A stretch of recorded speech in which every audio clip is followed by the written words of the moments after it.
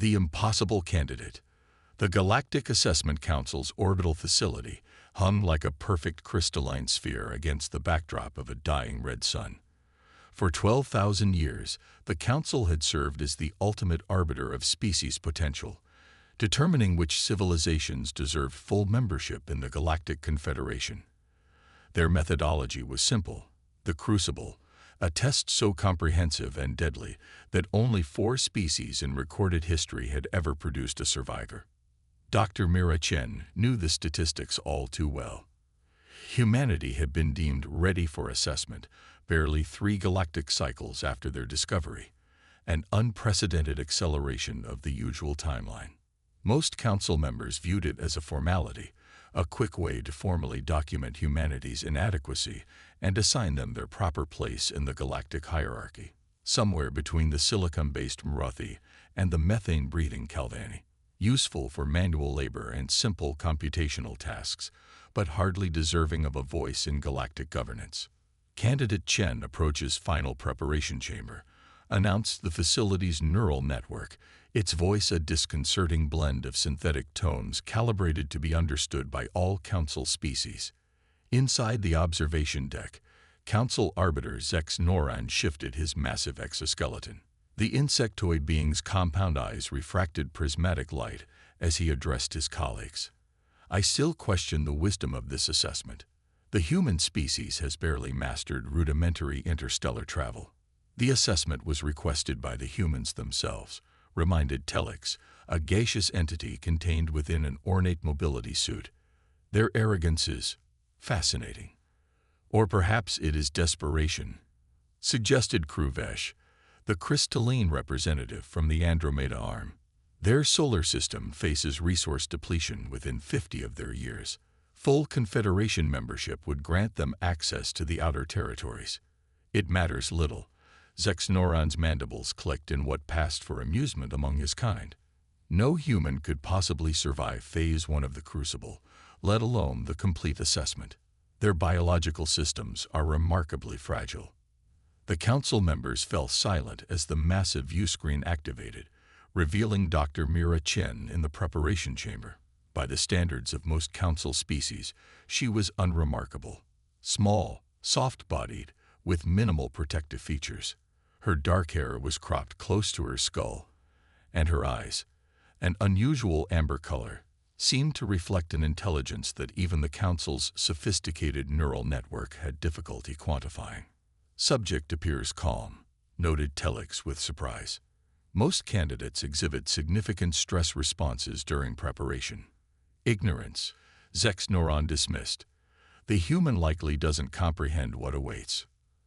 Dr. Chen stood motionless as automated systems attached monitoring devices to her body. The specialized jumpsuit she wore, designed by Earth's top xenobiologists and engineers, looked primitive compared to the technology surrounding her. The only personal item she had been allowed to bring was a small metal disc hanging from a chain around her neck. What the council didn't know, what humanity had kept carefully hidden, was that Dr. Mira Chen represented the culmination of a desperate gamble. Ever since discovering the existence of the assessment 50 years earlier, Earth's governments had secretly cooperated on a single goal: producing a candidate who could survive the Crucible. Mira was not simply a scientist. She was a third-generation product of the Adaptive Human Initiative. Her grandfather had volunteered for the first experimental treatments that modified human cellular structure. Her mother had been one of the first successful, enhanced adaptives. And Mira herself had undergone modifications far beyond what the Council could detect with their standard biological scans. But humanity's greatest advantage wasn't biological, it was psychological. And that was something the Council had consistently underestimated. Assessment begins in 30 seconds, announced the neural network. Inside the preparation chamber, Mira closed her eyes briefly, her fingers touching the metal disc at her neck.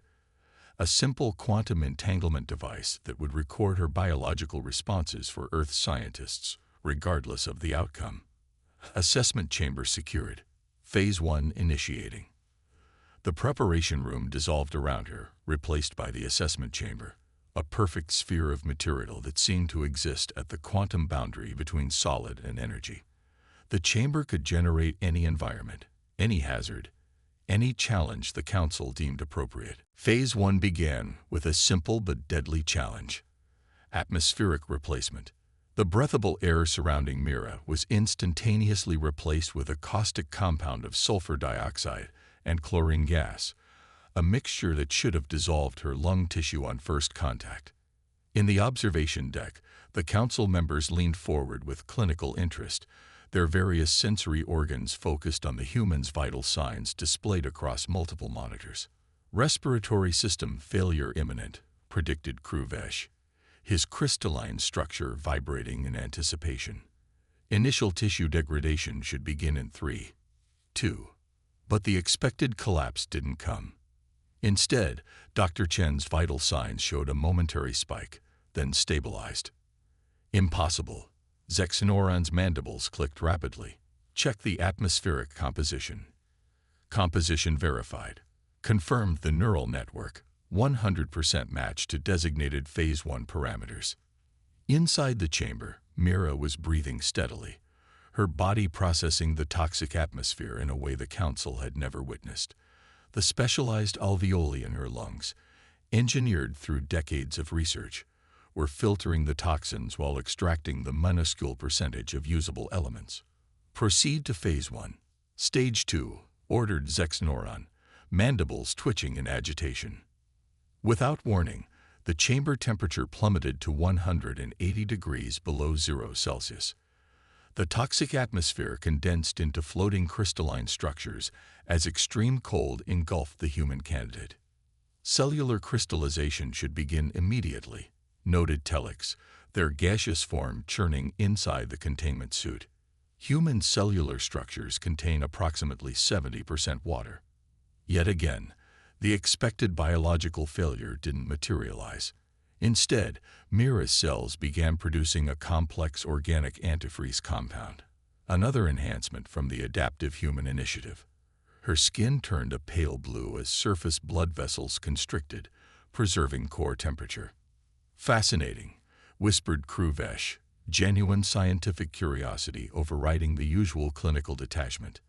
The human appears to have advanced adaptational capabilities beyond anything in our species database. For the next 4 hours, the chamber cycled through increasingly lethal challenges, crushing pressures that should have collapsed Mira's skeletal structure, radiation levels that should have shredded her DNA, gravitational fluctuations that should have liquefied her internal organs. Through each challenge, Dr. Chen not only survived, she adapted. Sometimes the adaptations were biological, her modified systems responding to threats in ways that defied conventional xenobiology. But often, the adaptations were behavioral, her responses revealing problem-solving capabilities that the Council's assessment algorithms struggled to categorize. This is unprecedented, Telix finally admitted as Phase 1 concluded. No candidate has ever completed Phase 1 without at least partial biological failure. Zexenoron's compound eyes reflected complex patterns of light, a sign of intense cognitive processing among his species. The human's performance defies our predictive models. Perhaps their species has capabilities we have overlooked. Or perhaps, suggested Kruvesh, this particular human is exceptional, a statistical anomaly. Inside the chamber, Mira sat cross-legged on the floor, her eyes closed, her breathing regulated and calm. She appeared to be meditating, conserving energy for whatever came next. The metal disc at her neck pulsed faintly, recording and transmitting data back to Earth through quantum entanglement.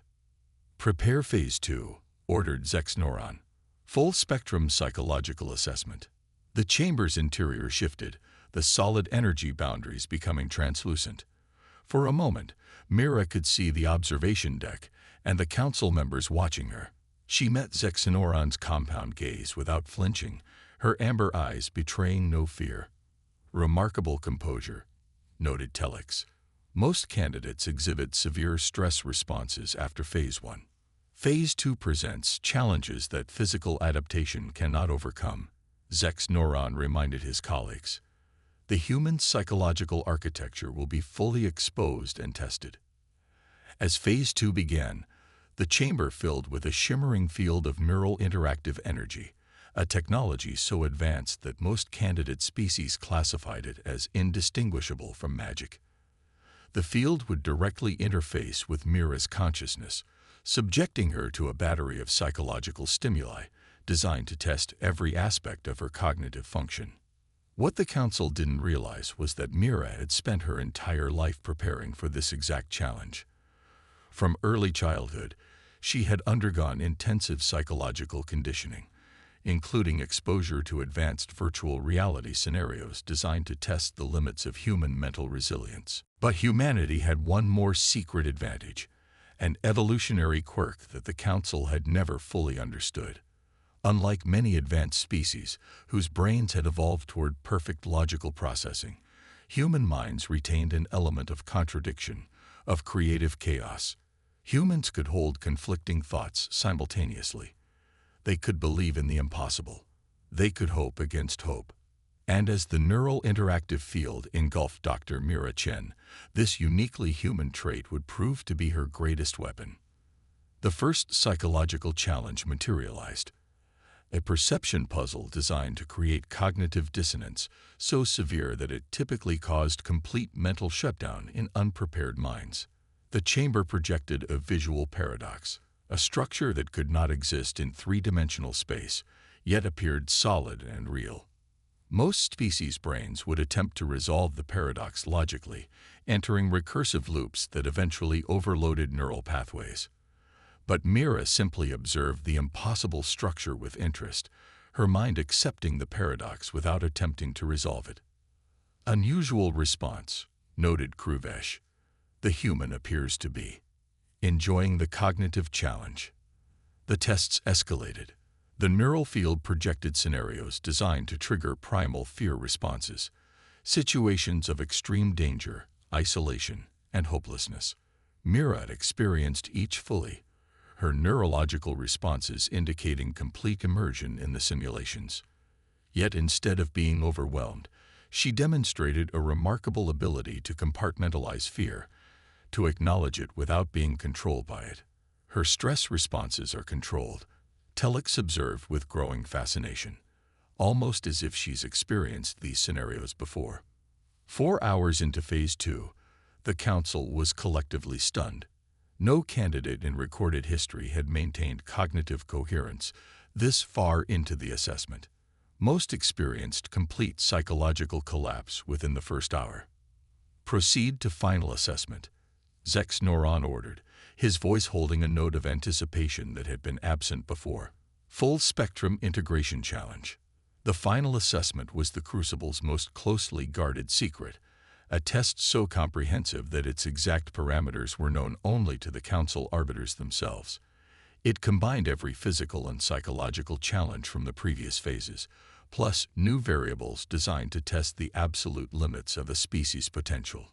No candidate had ever survived it. The best any species had achieved was partial completion before biological or psychological failure. That alone had been enough to grant the 4 existing Council species their elevated status in the Confederation. As the chamber prepared for the final assessment, Mira felt a momentary flutter of genuine fear. This was the unknown variable, the challenge that Earth scientists could not fully prepare her for. Her hand moved to the quantum disk at her neck, drawing comfort from the connection to home it represented. Final assessment initiating, announced the neural network. Candidate isolation protocols engage. The chamber walls became completely opaque, cutting off the Council's direct visual observation. From this point forward, they would monitor the assessment only through the chamber's neural network and biological sensors. This protocol had been established eons ago to prevent any possibility of Council intervention during the final phase, even if motivated by scientific curiosity. For Dr. Mira Chen, the world dissolved into a chaotic swirl of energy and sensation as the final assessment began. Every cell in her body, every neuron in her brain, faced the ultimate test, a test designed to be impossibly, fatally difficult. Yet as the impossible closed in around her, Mira found herself smiling. If there was one thing humans had perfected throughout their troubled history, it was facing the impossible and finding a way through, rewriting the rules. For 17 hours, the council waited. The atmosphere in the observation deck had shifted from clinical detachment to tense anticipation. According to the facility's records, no candidate had ever survived past the 14-hour mark in the final assessment. Yet the humans' vital signs continued to register, erratic at times, but persistently active. Neural network, Zex Neuron addressed the facility's AI, provide analysis of candidate performance metrics. Analysis incomplete, replied the neural network, its synthetic voice carrying an unusual harmonic distortion. Candidate response patterns exceed baseline comparison parameters, unable to generate predictive model. The council members exchanged glances, their various sensory organs registering different aspects of mutual disbelief. Explain, commanded Zex Neuron. The human candidate is demonstrating adaptive responses that do not conform to established biological or psychological patterns. The neural network elaborated. Some responses suggest simultaneous contradictory cognitive states. Others indicate biological adaptations occurring at rates that violate standard evolutionary models. Kruvesh's crystalline structure vibrated in what might have been excitement. Is it possible we have underestimated this species' potential? A single exceptional individual does not define a species, Telix countered, though their gaseous form churned with uncertainty. Inside the chamber, Dr. Mira Chen was fighting for her existence on multiple fronts simultaneously. The final assessment had begun by combining every physical challenge from Phase 1. Toxic atmosphere, extreme temperatures, crushing pressure, lethal radiation, but with constantly shifting parameters that prevented adaptation to any single threat. Layered over these physical challenges was a barrage of psychological stimuli designed to fragment consciousness itself. Most sentient minds would have shattered under the combined assault, biological failure following quickly after cognitive collapse. But Mira had an advantage that the Council couldn't have anticipated. Human consciousness, unlike that of many advanced species, wasn't a unified structure. It was a complex, sometimes contradictory collection of processes, conscious and subconscious, rational and emotional, instinctive and learned. This architecture, which many species would consider primitive and inefficient, proved remarkably resistant to the assessment's attempts to induce cognitive failure. As the 18th hour approached, the neural network suddenly announced, "Anomaly detected in assessment chamber. Parameters shifting outside authorized metrics." "Elaborate," demanded Zex Neuron, rising from his observation platform. "The candidate appears to be influencing chamber functions," the neural network responded, its synthetic voice fluctuating oddly. "Assessment parameters are being modified from within the system." "Impossible." Telix's gaseous form billowed with agitation. "The chamber's quantum architecture is isolated from candidate interaction." Accessing chamber diagnostic protocols, the neural network continued. After a moment of processing, it added, "Unusual energy patterns detected within the neural interactive field. The human candidate appears to be generating feedback loops that are altering the field's behavior." Inside the chamber, Mira had discovered something remarkable. The neural interactive field, designed to interface directly with consciousness, was inherently bidirectional. It didn't simply project stimuli into her mind. It also read her responses. And those responses, she had realized around the 15th hour, could influence the field itself. It wasn't conscious hacking, not exactly. It was more instinctive, like finding the rhythm in chaos, discovering patterns in what seemed like random noise. The human brain, with its unique capacity for pattern recognition and lateral thinking, was doing what it had evolved to do over millions of years, finding meaning in complexity, turning threats into opportunities. "I'm detecting unprecedented neural connectivity patterns," reported the neural network. "The candidate's brain is utilizing regions simultaneously that most species employ sequentially or independently." "Show us," ordered Kruvesh. The main view screen displayed a three-dimensional model of Mira's brain activity. To the Council's collective astonishment, nearly every region was active simultaneously, forming complex connectivity patterns that the system struggled to map in real time. "This is beautiful," whispered Kruvesh, genuine awe evident in the harmonics of his crystalline voice.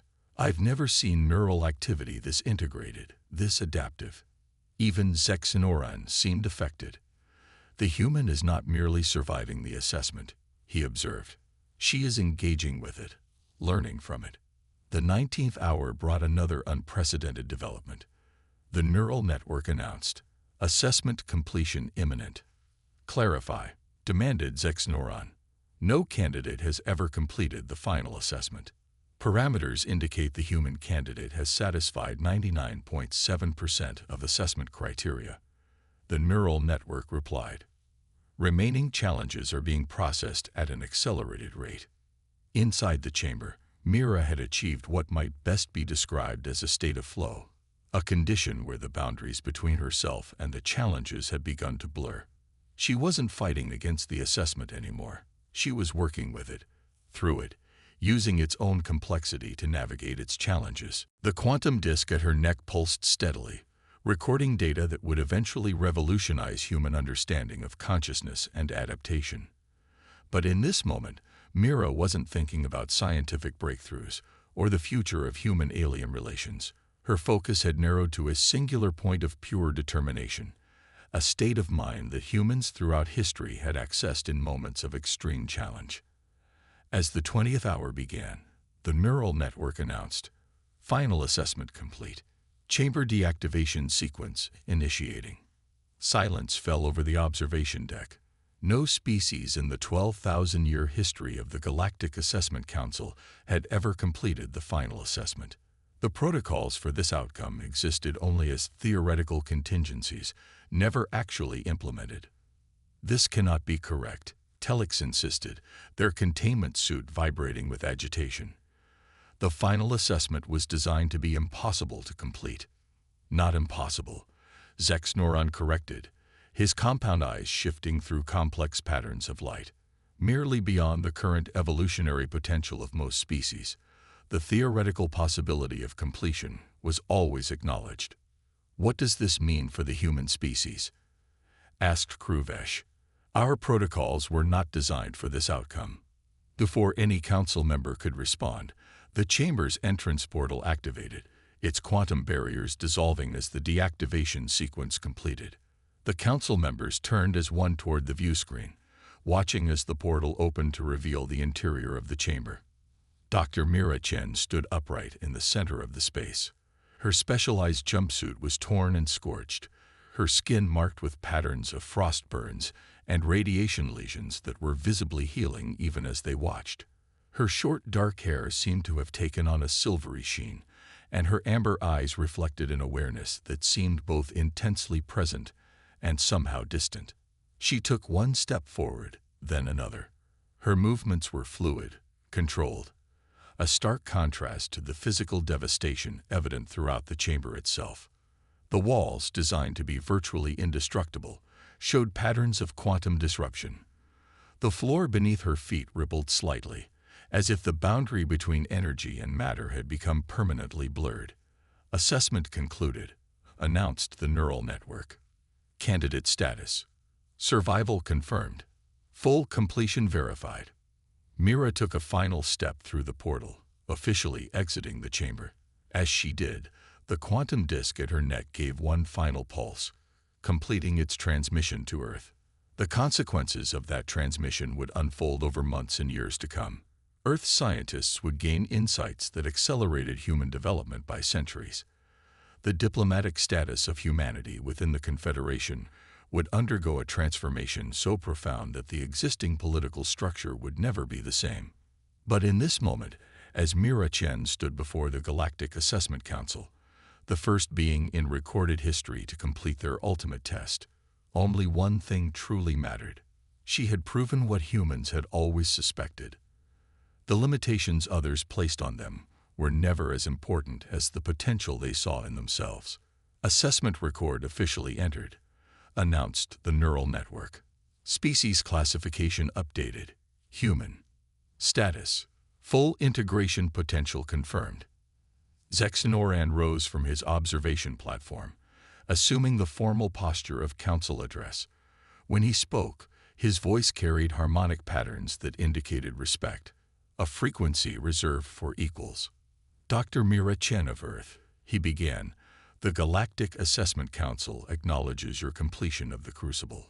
According to protocols established at the founding of the Confederation, this achievement grants your species immediate consideration for full council representation.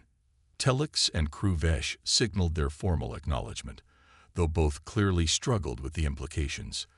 The gaseous entity's containment suit emitted patterns of light indicating deep cognitive processing, while the crystalline beam structure vibrated at frequencies associated with intense intellectual stimulation. We would ask, continued Zexanoran, how your species prepared for this assessment. Our studies indicated human biological and psychological development was insufficient for even partial completion of Phase 1. Mira smiled, a simple human expression that the Council's cultural databases classified as indicating anything from pleasure to deception. When she spoke, her voice was hoarse but steady. We didn't prepare for your assessment, she said. We've been preparing for survival our entire evolutionary history. She took a moment to study the council members, these beings whose advanced technology and ancient civilizations had led them to believe they understood the boundaries of possibility. Humans evolved on a planet that tried to kill us every day, she continued.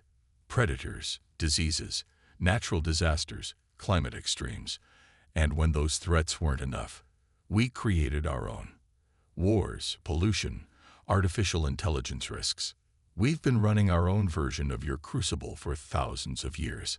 The council members absorbed this information, their various sensory systems registering different aspects of this revelation. But most importantly, Mira added, we never accepted limitations. Not from our environment, not from each other, and certainly not from species who believe they've discovered the boundaries of potential. In the silence that followed, the implications of the assessment's outcome began to ripple outward. The neural network had already transmitted the results to the Confederation's central database, where they would be accessible to all member species. The reaction would be immediate and far-reaching. Some species would view humanity's success with fear, others with hope. Many would seek alliances with this unexpectedly potent newcomer. Some would inevitably see humans as a threat to the established order. Zexanoran, with the wisdom earned through thousands of years of governance, already understood that the Confederation had reached a turning point.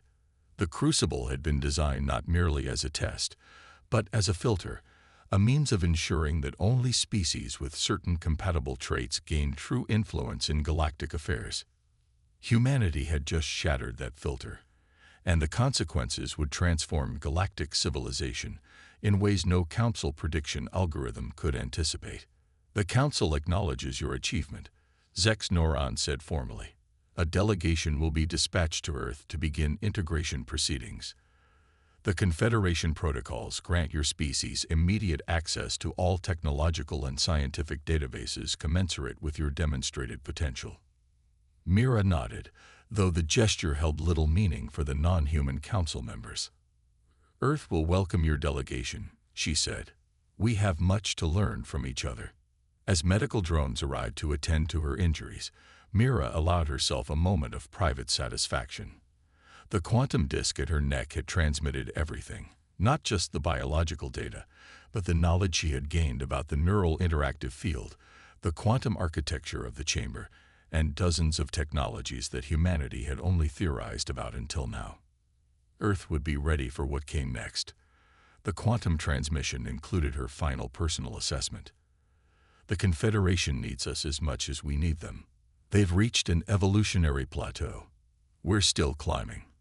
3 days later, as her specialized transport vessel prepared to depart the Council facility for Earth, Dr. Mira Chen stood at a viewport, watching the crystalline structure recede against the backdrop of the red giant star. The Council had insisted on providing her with gifts, technologies, data, symbolic artifacts of diplomatic significance. She had accepted them politely, understanding their importance in Confederation protocol. But the most valuable thing she brought back to Earth couldn't be contained in physical form. It was the confirmation of something humans had always suspected, even in their darkest moments of self-doubt. The universe wasn't waiting for humanity to catch up. It was waiting for humanity to show what was possible.